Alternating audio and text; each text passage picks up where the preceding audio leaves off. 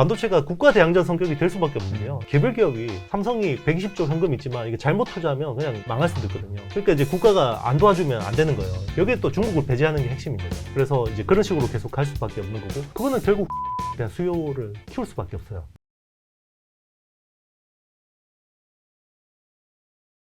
근데 최근에 슈퍼사이클에서 기존 네네. 메모리 반도체가 아니라 이제 시스템 반도체, 즉 비메모리 단에서 네네. 슈퍼사이클이 주도적으로 나오고 있다라고 하셨었는데, 네네. 그러면 이렇게 나온 근본적인 원인이 뭐라고 우리가 좀 볼 수 있을까요? 이제 빅테크 업체들이 예전에는 그냥 이제 범용 ASSP라고 해서 이제 그냥 범용 반도체, 예를 들면 이제 CPU는 인텔, GPU는 엔비디아 같은 칩을 썼잖아요. 네. 그런데 이제는 다 직접 설계를 해서 생산을 하는 거죠. 그게 이제 가장 성공한 게 애플이죠. 그렇죠, 그렇죠. 애플 실리콘이라고 하는 이제 전략인데, 애플이 자체 설계 칩을 쓰면서 이 어떤 기기 성능 자체가 너무 좋아졌고, 이제 지금은 안드로이드 쪽 진영을 거의 압살을 해버렸잖아요. 성능적인 측면에서. 네. 그리고 이제 테슬라 같은 경우도 예전에는 처음에는 모빌아이 칩을 자율주행차 칩으로 썼는데, 그 다음에 이제 엔비디아 칩을 쓰다가, 그 다음에 이제 풀 셀프 드라이빙이라는 이제 자체 설계 칩을 쓰니까 성능이 너무 좋아지는 거죠. 그게 이제 막 특이점을 넘어가기 시작하니까 이제 빅테크 업체들이 너도 나도 다 자체 설계 칩을 쓰기 시작했고, 그거는 이제 결국 파운드리 수요를 키울 수밖에 없는 거고요. 그렇죠. 그러면서 이제 TSMC가 여기 최대 수요를 본 거죠. 그런데 이제 이게 지금은 다 TSMC만 보고 있는데, 이게 어떤 생태계 전반을 굉장히 키울 거예요. 그래서 IP, 그러니까 설계 생태계가 커지는 것도 봐야 되고요. 그리고 이제 후공정 쪽. 이제 후공정도 예전에는 전공정이 중요하지, 그러니까 무어의 법칙이라고 했잖아요. 네. 트랜지스터 밀도만 높이는 쪽으로만 계속해서 어떤 그러니까 성능을 끌어올리는 게 트랜지스터 밀도만 높여도 계속해서 성능을 끌어올릴 수 있었는데, 이제는 트랜지스터 밀도를 끌어올리기가 너무 힘든 거죠. 왜냐하면 미세 공정 자체가 너무 어려워지고 있으니까요. 예를 들면 5나노에서 3나노로 가는데 R&D 비용만 50조가 됩니다. R&D 비용. 생산 아니고. 그리고 우리나라 한 해 R&D 예산이 86조거든요. 그러니까 이게 반도체가 국가 대항전 성격이 될 수밖에 없는데요. 이제 개별 기업이 삼성이 120조 현금 있지만 이게 잘못 투자하면 그냥 망할 수도 있거든요. 그러니까 이제 국가가 안 도와주면 안 되는 거예요. 그러니까 이제 전공정이 그만큼 어려워지니까 이제 신중해 줄 수밖에 없고, 막 예전처럼 막 기술 드라이브 잘못 걸다가 망할 수도 있어요. 그러니까 이제는 점점 더 약간 좀 전공정도 열심히 하지만 혹시나 안 될 것 비해서 이제 후공정 쪽으로 투자를 하기 시작한 거고, 그게 이제 어드밴스드 패키징, 첨단 후공정 쪽 시장을 키우게 된 거죠. 그래서 뭐 대표적인 게 TSMC가 하는 코버스라고 하죠. 칩온 웨이퍼온 서브스트레이트라고 해서 이제 뭐 하이브리드 본딩, 뭐 TSV 뭐 이런 기술들이 막 적용되면서 이제 이종 칩끼리 하나로 패키징해서 쓰는 거죠. 헤테로지니어스라고 하는데요. 그러니까 이종 칩, 예전에는 한 개 회사가 자기들 만든 웨이퍼 칩을 가지고 패키징을 했잖아요. 이제는 한 개 어떤 패키징 위에 뭐 이 A라는 칩은 인텔이 생산하고, B라는 칩은 TSMC가 생산하고, C라는 칩은 글로벌 파운드리가 생산해서 그냥 시스템적으로 효율을 만들어내는 거예요. 이제 그런 식으로 앞으로 가는 거거든요. 이제 요거는 이제 또 표준하고 또 직결이 되어 있습니다. 그러니까 이런 식으로 레고 블록처럼 다른 회사가 만들었는데도 같이 이렇게 딱딱 호환할 수 있게 이제 설계 표준을 만들고, 그게 이제 칩넷이라는 기술에 대한 표준인데, 여기에 또 중국을 배제하는 게 핵심인 거죠. 네. 네. 그래서 이제 그런 식으로 계속 갈 수밖에 없는 거고, 그거는 결국 후공정에 대한 수요를 키울 수밖에 없어요. 그래서 예전처럼 후공정이라 그러면 단순하게 그냥 뭐 이렇게 패키징하고 포장하고 검사하고 이런 게 아니라요. 이제는 패키징 자체가 굉장히 첨단 공정이 됐고, 최근에 그래서 삼성이 미국의 엠코 테크놀로지 인수한다라고 이야기가 나온 맥락도 결국 후공정에 대한 기술이 삼성이 취약하기 때문에 그런 거거든요.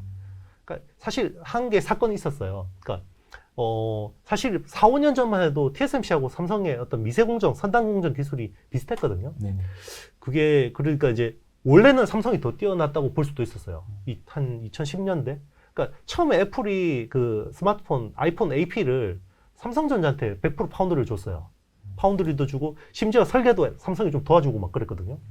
그러다가 이제 삼성이 자체 설계해서 만든 엑시노스라는 칩도 내놓고, 갤럭시라는 경쟁 제품을 내놓으니까 애플이 불편해진 거죠. 그래서 TSMC를 끌고 온 거예요. 그래서 둘한테 물량을 반반씩 주면서 계속 경쟁을 시켰거든요. 근데 삼성이 더 잘했어요. 그래서 한 아이폰 한 6S 정도였던 것 같은데요. 그때 TSMC가 16나노였고 삼성은 14나노였어요. 그럼 당연히 트랜지스터 밀도가 높은 삼성이 더 좋아야 되잖아요. 근데 칩을 딱 꽂아놓고 벤치마크 돌려보니까 TSMC 16나노 칩이 더 잘 나온 거예요.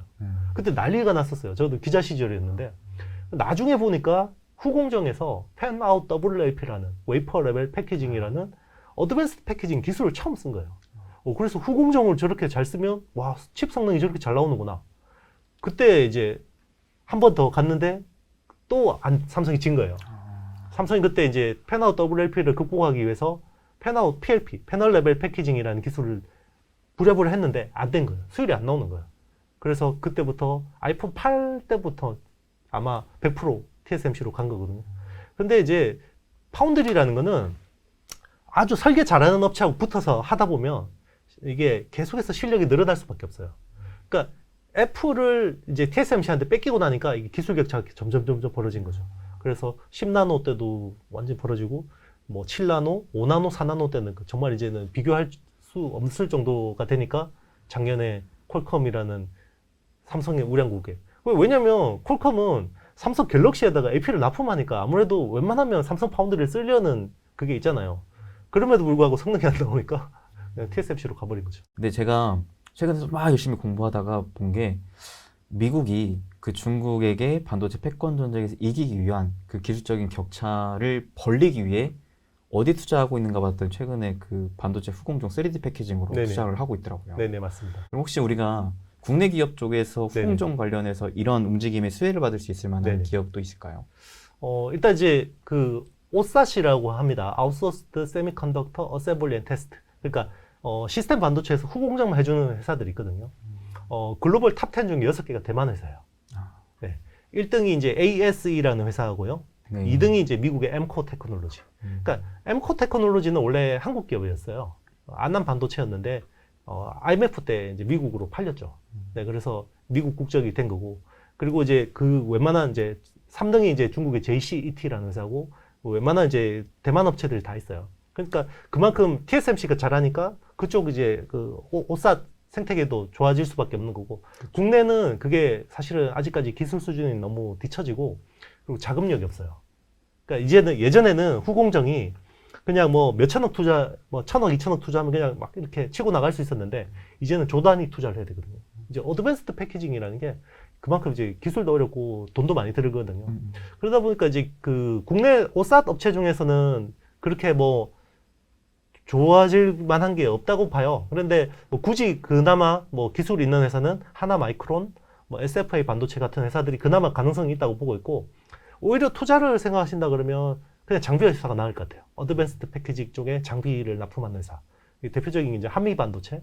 네, 한미 반도체는 대만 오사 쪽에 대부분 납품을 하거든요. 그래서 사실은 TSMC 서플라이 체인이라고 봐도 무방해요. 메모리 반도체 매출 비중이 5%도 안 되니까.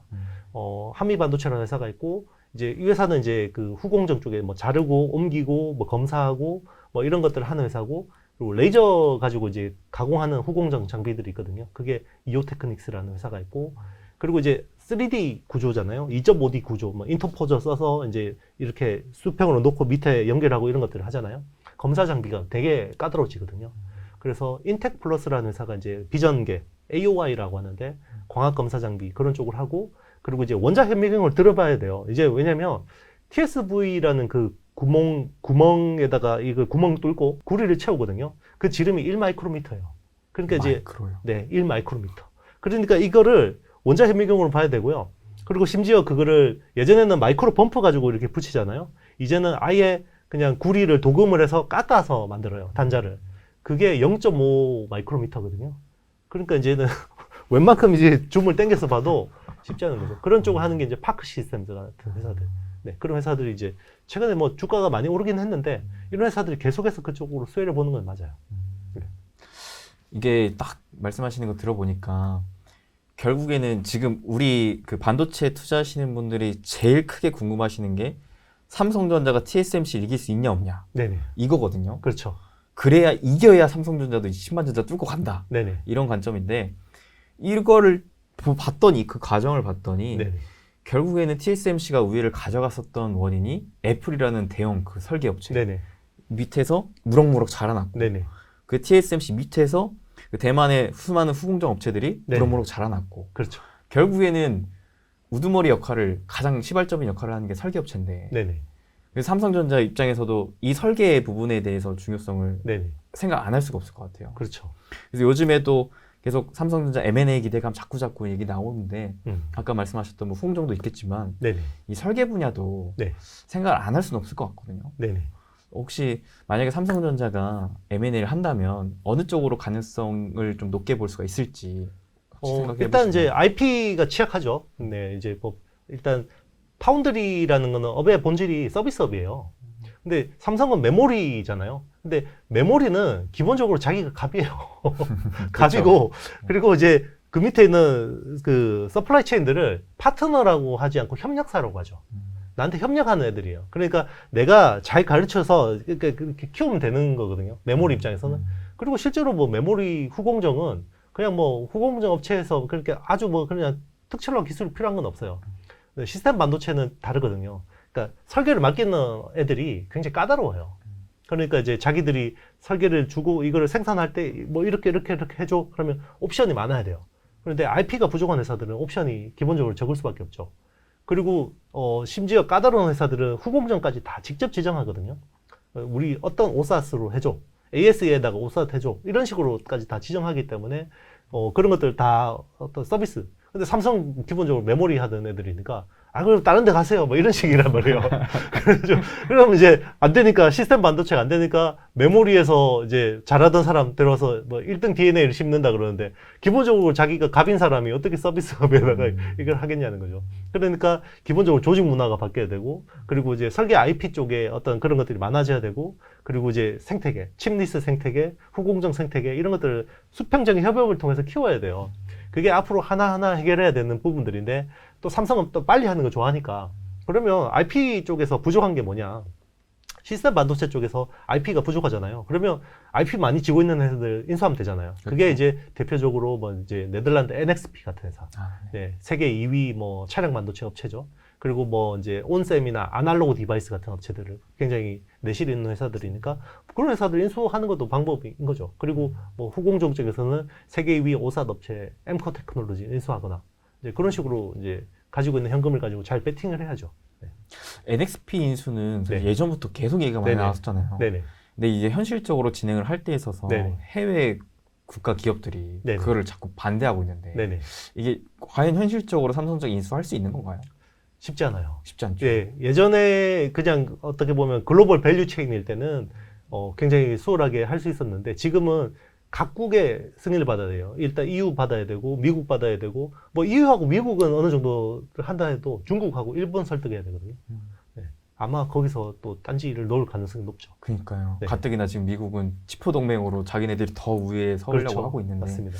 그런 상황에 삼성전자가 막 더 크려고 하는 거는 그렇죠. 좀 자꾸 딴지를 것 같아요. 그 최근에 보면 제 책에도 썼는데 그 독일 회사 실트로닉이라는 웨이퍼 회사를요 대만에서 인수하려고 했는데 네. 독일 정부가 반대했어요. 독일에서요. 네, 독일 정부가.